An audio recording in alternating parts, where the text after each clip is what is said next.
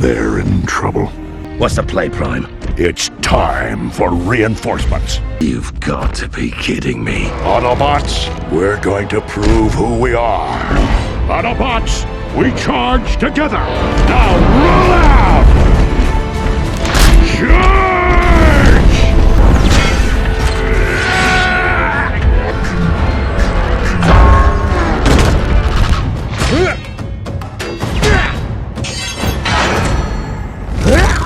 Kamusta kayong lahat? Nandito na naman tayo sa Filipino Chill Recap. At ngayon, pag-uusapan natin ang science fiction action film na tinatawag na Transformers: Age of Extinction. At bago tayo magpatuloy ay isa-shoutout muna natin si Ace Pinto, Alisa Magtagad, Carlito Yao, Kaiser Justin Montiz, Lito De La Cruz, Mark Ivan, Nonoy Mar, Raymart Gonzalez, Ben Vial Pando, at Zin Carl Clay. Maghanda na kayo dahil sa mga spoilers na darating. I hate cheap knockoffs.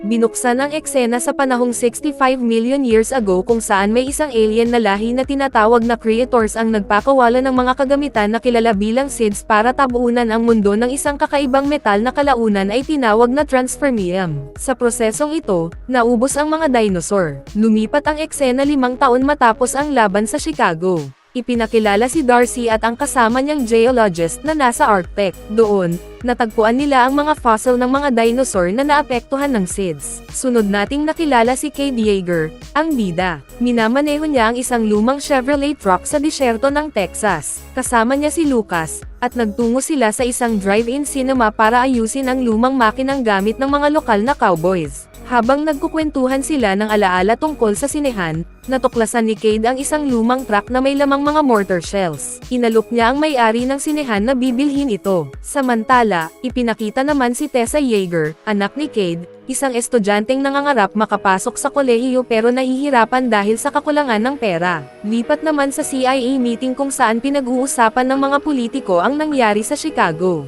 Napagdesisyonan nilang tapusin na ang alyansa sa Autobots. Balik kay Cade at Lucas, ipinakita ang kanilang mga pinagdadaanan, pati na rin ang proyekto nilang may kinalaman sa robotics. Hirap na rin sila sa pera. Dumating ang mga ahente para inspeksyonin ang bahay dahil 6 na buwang hindi nakakabayad si Cade. Sa ibang lugar, may transformer na biglang lumitaw mula sa tubig.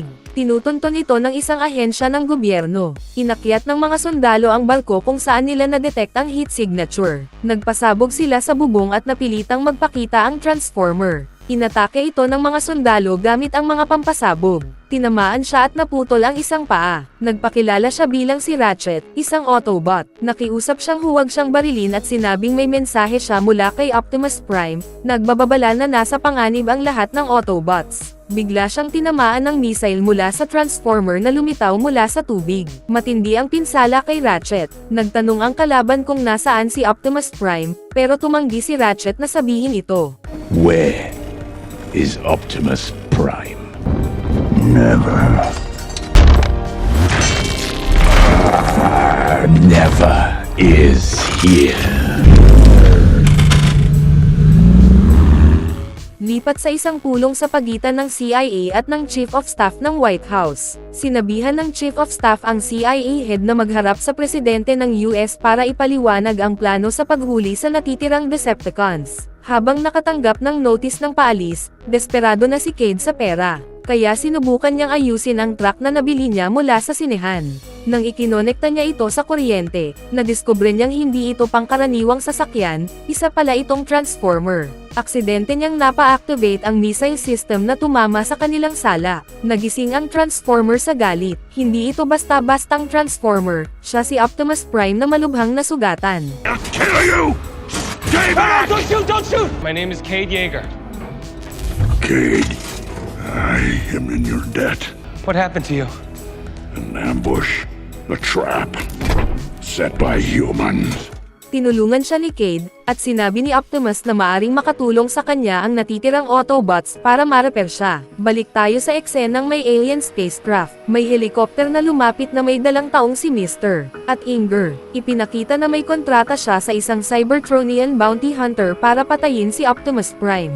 Nakatanggap ng intel ang CIA na gumagalaw si Optimus mula sa Mexico City. Dahil kumpirmado na ang kinaroroonan niya, pinakilos na ang isang Black Ops unit na tinatawag na Cemetery Wind para hulihin siya, tanda na opisyal nang tapos ang alyansa ng tao at Autobots. Dumating ang Black Ops team sa bahay ni Cade kung saan tinutulungan niya si Optimus. Sinuyod nila ang paligid, tinakat ang pamilya para ipagtapat kung nasaan si Optimus.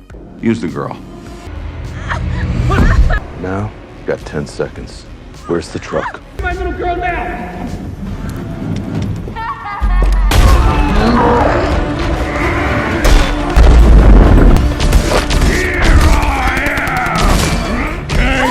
they're going to kill you! Get out of here! Habang tumitindi ang tensyon, dumating ang sikreto palang nobyo ni Tessa para iligtas sila, at silang tatlo ay magkasamang tumakas. Nagkaroon ng habulan na nagsimula sa bukirin hanggang sa mga suburban na kalsada. Tumakas din si Optimus, pero tinutugis siya ng Cybertronian bounty hunter na pumatay sa kanyang kasama, si Lockdown, na naka-Lamborghini form. Nag-transform si Lockdown at Optimus, at naglaban sila sa isang container yard. Habang nakikipaglaban, nabahala si Optimus sa kaligtasan ni Cade. Matapos makalaban si Lockdown, nadaganan ni Optimus ang isang sasakyang muntik sumalpok sa kanila. Nagpatuloy ang habulan. Tumalon sa sasakyan ang grupo pero naipit ang paa ni Lucas. Inihagis ni Lockdown ang isang bomba, sumabog at napatay si Lucas. Nakatakas ang tatlo kasama si Optimus. Sinabihan sila ni Optimus na manatili muna habang sinisiguro ang kanilang kaligtasan. Tumindi ang tensyon kay Cade at sa nobyo ni Tessa habang kino-question niya ang relasyon ng dalawa. Umalma si Tessa, sinisisi si Cade sa nangyaring kapahamakan at sa pagkamatay ni Lucas. Kalaunan, nagkita-kita ulit sila kay Optimus na may bagong anyo na, mas malinis at mas malakas. Mula sa malayo, nakita siya ng natitirang Autobots at natuwa sa pagbabalik niya. Nanambalik ang pag-asa nila na may laban pa sila kontra Decepticons. Ipinahayag ng Autobots na 4 na lang sila ang natitira. Sinabi rin nilang si Lockdown ang pumapatay sa kanila. Naglakbay ang grupo papunta sa KSI, ang kumpanyang nagutos kay Lockdown na patayin sila. Pinakilala si Mr. Joyce na may meeting kay Darcy, ang geologist mula Arctech. Ipinahayag ni Darcy na mali ang paniniwala ng tao. Hindi asteroid ang pumatay sa mga dinosaur kundi isang banyagang metal na tinatawag na transfermium, na maaaring ma-program para magbago ng anyo. Lipat tayo sa KSI Laboratories, kung saan ginagawa ang prototype na si Galvatron, na base kay Optimus Prime. Balik kay Cade at ang grupo, sumalakay sila sa loob ng KSI headquarters. Nakaharap nila ang isang transformer na kamukha ni Bumblebee. Nagduda si Mr. Joyce na baka tauhan sila niya. Ipinakita sa KSI ang mga hologram na nang-aasar kay Bumblebee, kaya uminit ang ulo nito. Sa galit, sinira niya ang kanyang duplicate na naging sanhi para mapahamak ang nobyo ni Tessa sa mga tauhan ng KSI. Nagkainitan sina Mr. Joyce at Mr. at Inger. Binalaan ni Joyce at Inger na kung hindi siya maghahatid ng mas maraming transfermium at hindi mapapatay si Optimus Prime, hindi niya makukuha ang $1,000,000 na reward. Habang nangyayari ito, natuklasan ng mga tauhan ng KSI si Cade at hinuli siya. Habang iniinteroga, sinabi ni Cade na gusto lang niyang protektahan ang kanyang pamilya. Sagot ni Inger, nagtatrabaho siya para sa gobyerno at pinoprotektahan lang ang bansa mula sa panibagong alien war. Habang nag-uusap silang dalawa, biglang sumalakay ang Autobots sa KSI headquarters. Niligtas ni Bumblebee si Cade habang sinira ng team ang lab para mapigilan ang pagbuo ng mga transfermium-based prototypes. Hinarap ni Mr. Joyce si Optimus, sinasabi na hindi na kailangan ng mundo ang Autobots dahil kaya na nilang gumawa ng sarili gamit ang transfermium. Because you cannot stop technology. We're not your technology! The world will know what you're doing here. We can make you now. Don't you get it? Autobots. We're done. Bago pa sila makaganti, nagpagawa pa sila ng plano laban sa Autobots. Kaya pumunta sila sa controlled lab para kontrolin ang prototype na si Galvatron. Nagpakawala ang KSI ng kanilang mga Autobot replicas para atakihin ang tunay na Autobots, pero nag-malfunction ang mga ito.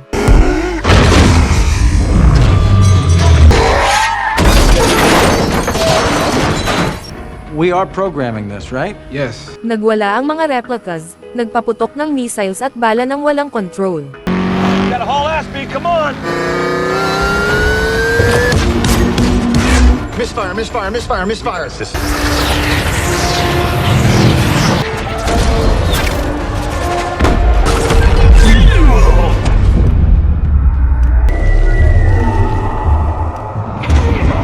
Sumagot si Bumblebee at nagpakawala ng 4 na missile sa replica ni Optimus Prime pero wala itong epekto, nag-reshape lang ang replica gamit ang Transformium. Nagpatuloy na humabol ang replica patungo ni Optimus at nagpakawala ng maraming missile patungo sa kanila. Sa kasamaang palad, naputukan si Optimus Prime.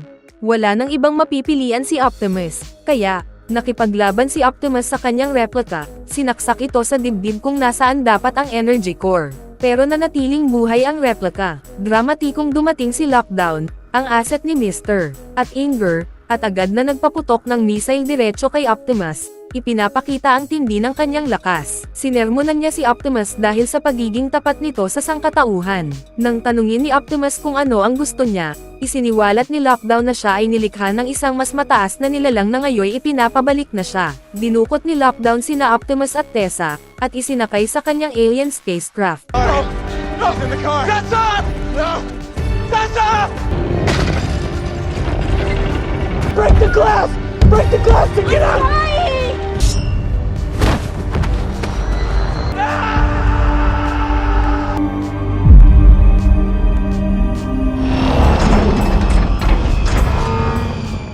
Habang hinihila si Optimus sa loob ng barko, si Tessa naman ay nakulong sa trash compartment. Halos mahayla na siya ng mga maliliit na Cybertronian drones papunta sa garbage disposal, pero nakaiwas siya sa bingit ng kamatayan. Lipat sa eksena kay Optimus na ngayon nakakulong sa tinatawag na Knights Temano. Ipinaliwanag ni Lockdown na kinokolekta niya ang lahat ng tinaguriang Knights na tinuturing na mga takas, at si Optimus na lang ang kulang. Sinabi niyang hindi na nasisiyahan ang mga creators sa ginawa ng kanilang mga nilalang, at balak na nilang linisin ang chessboard, burahin ang lahat ng lumihis sa layunin kung bakit sila nilikha. Ngayon, kailangang iligtas ni Cade sina Optimus at Tessa, habang kinukumpleto ni na Mr. at Inger at KSI ang kanilang kasunduan, umalis si Lockdown sa Earth matapos niyang ihatid ang mga ipinangakong kagamitan sa Black Ops team ni at Inger. Pinaplano ni Cade at ng Autobots ang paglusob sa barko ni Lockdown. Habang umiinit na ang makina ng barko gamit ang dark matter bilang paghahanda sa paglipad, palihim na sumampa ang grupo. Habang nakahanda na si Lockdown na lumipad sa kanyang spaceship, ang mga Autobots kasama sina Yeager ay nakapasok na sa kanilang sinasakyan. Nang mawalan na ng pag-asa ang isang Autobots, nag-aalitan sila Yeager at ang Autobots para makuha niya ang kanyang anak sa spaceship, kaya plano nilang maghiwalay para makuha sila Optimus Prime at si Tessa. Habang naghahanap ng daan papunta kina Optimus at Tessa, isa sa mga Autobots ang nagpababa ng anchors ng barko para ma-delay ang paglipad. Pero dahil dito, nadiskubre ng mga tauhan ni Lockdown ang kanilang presensya. Inakala ng mga sundalo ni Lockdown na si Tessa ang nag-activate ng anchors kaya tinangkang hulihin siya. Sa kabilang bahagi ng barko, nakatagpo sila Cade ng mga malalaking sandata na nakabaon sa spaceship at aksidenteng naitulak ni Cade ang isang espada, kaya bumukas ang mga dingding na hindi nila alam na may lamang maraming sandata. Kaya agad silang kumuha ng sandata laban sa mga robot na nasa spaceship. Sa kasamaang palad, sila Cade at ang nobyo ni Tessa ay inatake ng mga drones na nagko-control sa garbage disposal. Hindi sinasadyang nabisto sila ng nobyo ni Tessa habang pinapagana ang mga alien rapid-fire weapons. Nakuha ni Cade ang kontrol at ginamit ang sandata para pabagsakin ang mga drones.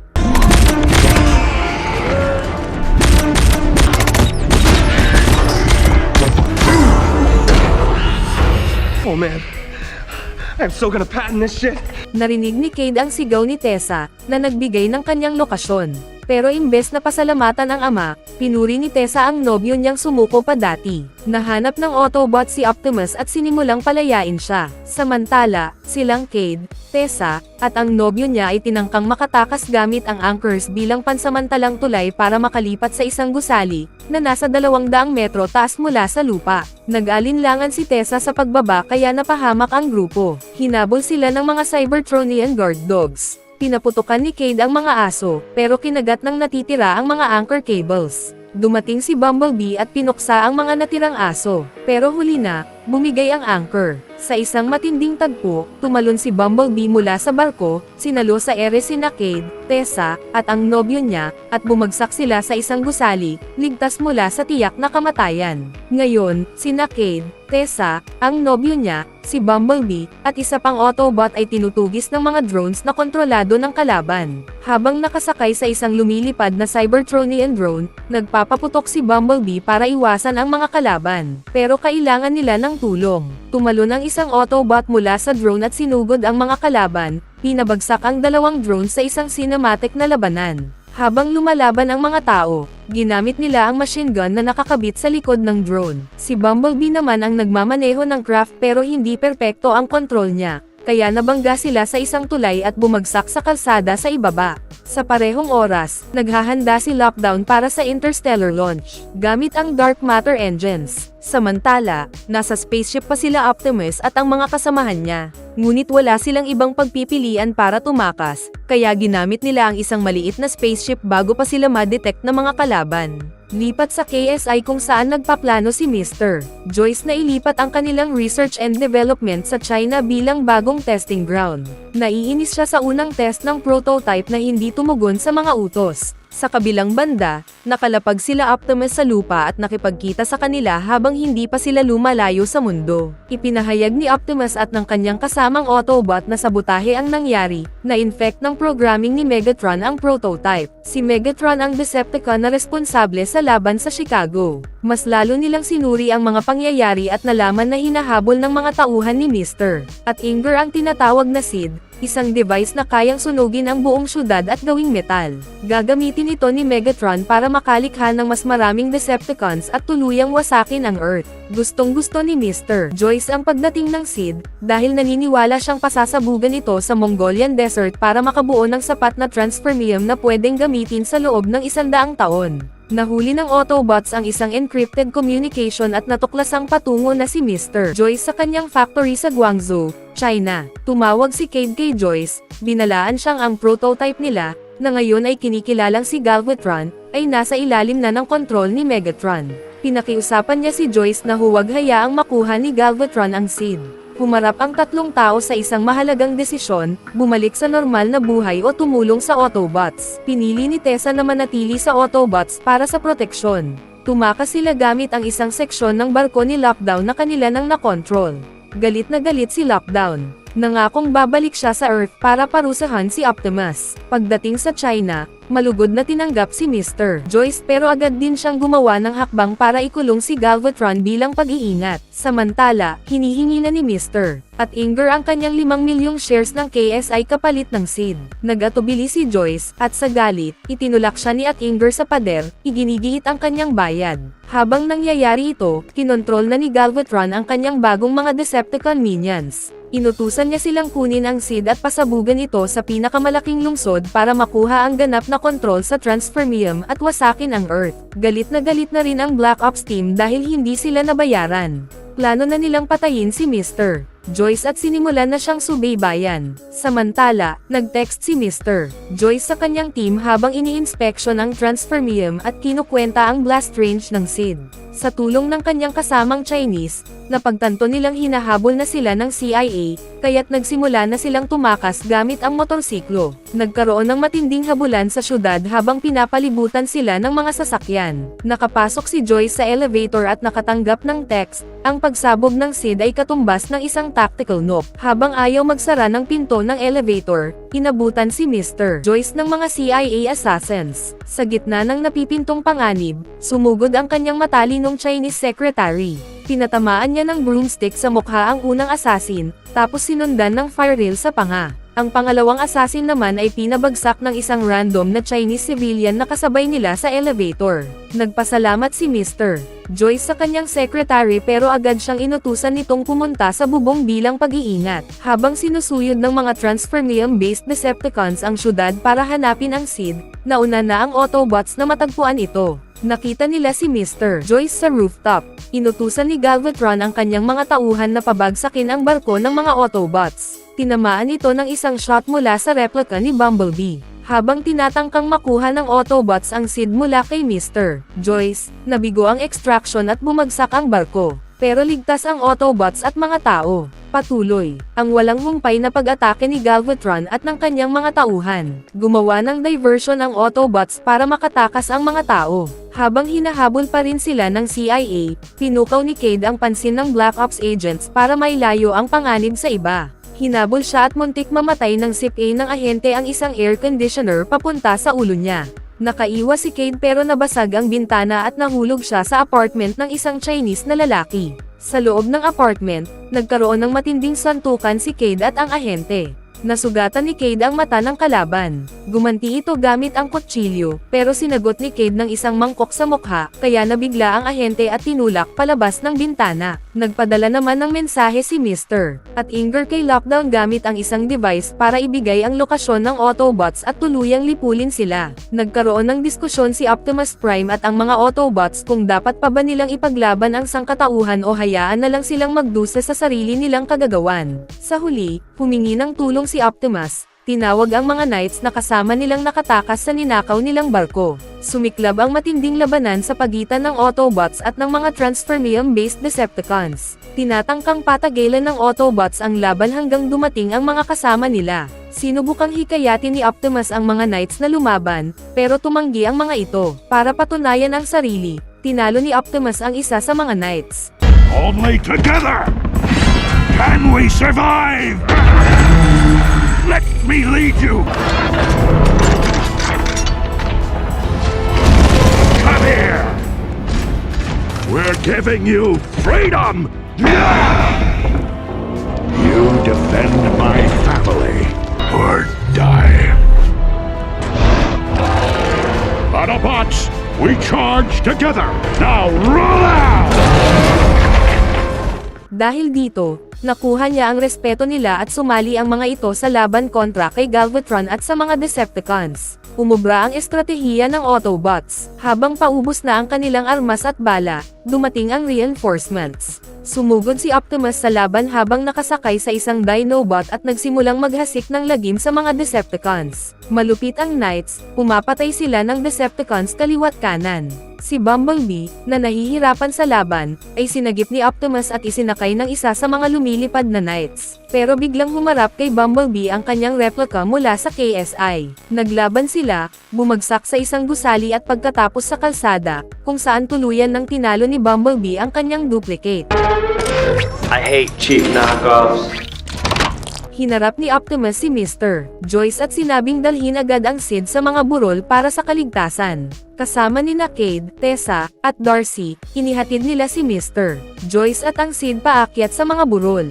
Pero nagsimula nang maglabas ng signal ang Sid, palatandaan na maaari itong sumabog. Sa kabilang banda, bumalik si Lockdown sa Earth at ginulo ang buong Hong Kong gamit ang isang napakalaking magnetic device. Pinataas niya ang mga sasakyan, debris, at iba pang bagay sa ere, saka ibinagsak muli, na naging sanhi ng matinding pagkasira. Inutusan ni Optimus ang Autobots na umatras habang nilalamon sila ng atake ni Lockdown. Umatras din ang mga tao, muntik nang mahayla ng magnet o madaganan ng mga bumabagsak na debris. Si Mr. Joyce, habang hawak ang Sid, ay bahagyang nahatak ng magnetic force papunta sa barko ni Lockdown pero naligtas nang huminto ang magnet at bumagsak pabalik sa lupa, sakto lang habang bumagsak ang isang kotse sa tabi nila. Nagtipon-tipon muli ang mga tao kasama si Optimus, na inutusan silang dalhin ang Sid sa kabilang tulay palabas ng syudad. Pero si Optimus ay hinayla rin ng magnetic machine ni Lockdown, pati ang iba pang Knights. Nahihirapan silang labanan ang puwersa ng magnet, halos mahayla na papasok sa barko. Sa kabutihang palad, pinaputukan ni Optimus ang spaceship at ito ay nasira, kaya napabagsak niya ang Autobots at Knights pabalik. Ipinadala ni Cade sina Tessa at Shane kasama si Bumblebee para makalayo, habang si Optimus ay nanatili para harapin si Lockdown sa isang matinding labanan. Muling nakakuha ng lamang si Lockdown, pinatumba si Optimus. Ayaw iwan ni Tessa ang ama, kaya inutusan niya si Bumblebee na huminto. Samantala, sinigurado ng Autobots ang seguridad ng tulay para makatawid ang Sid. Nang may plano si Cade na tumulong kay Optimus na nasa laban ni Lockdown, biglang pinutukan siya ni Mr. at Inger. Nagkaroon ng tensyon sa pagitan ni na Mr. at Inger at Cade. Babarilan na sana ni at Inger si Cade, pero dumating si Optimus sa tamang oras para iligtas siya, kahit mahina pa dahil sa labanan. Bumalik sina Tessa at Shane kina Cade, at sumali si Bumblebee kay Optimus sa pakikipaglaban kay Lockdown. Tumulong si Cade sa labanan, ginulo si Lockdown habang sina Tessa at Shane ay sinubukang tanggalin ang espada na nakabaon sa dibdib ni Optimus. Sa isang matinding eksena, nakuha ni Optimus ang espada at ibinaon ito kay Lockdown, tuluyang pinatay ang kalaban. Honor to the end. Inactivate niya ang isang granada na sumabog at winasak ang natitirang Decepticon drones. Sa kabila ng tagumpay, nakatakas si Galvatron at nangakong babalik para harapin muli si Optimus. Matapos ang labanan, nagyakapan sina Cade, Shane, at Tessa. Nag-alok ng tulong si Mr. Joyce para matulungan silang makahanap ng bagong tahanan. Umalis na rin ang mga Knights, binayaran na ang utang nila kay Optimus. Humarap si Optimus sa kanyang mga kasamahan at ipinahayag na ang Seed ay pag-aari ng kanilang creators. Buong determinasyon niyang ipinangakong paprotektahan ang sangkatauhan at ang kanyang kapwa Autobots. Dinala niya ang Seed at lumipad palayo sa Earth, sa isang lugar kung saan hindi na ito kailanman matatagpuan. Ano sa tingin mo ang pelikulang ito? Iwan ang iyong komento sa ibaba, at kung nagustuhan mo ang video, mag-subscribe na kung hindi ka pa nakasubscribe, pindutin na rin ang notification bell at like button para sa marami pang movie recap katulad nito, at mag-iwan ng comment down below. And as always, thank you for watching.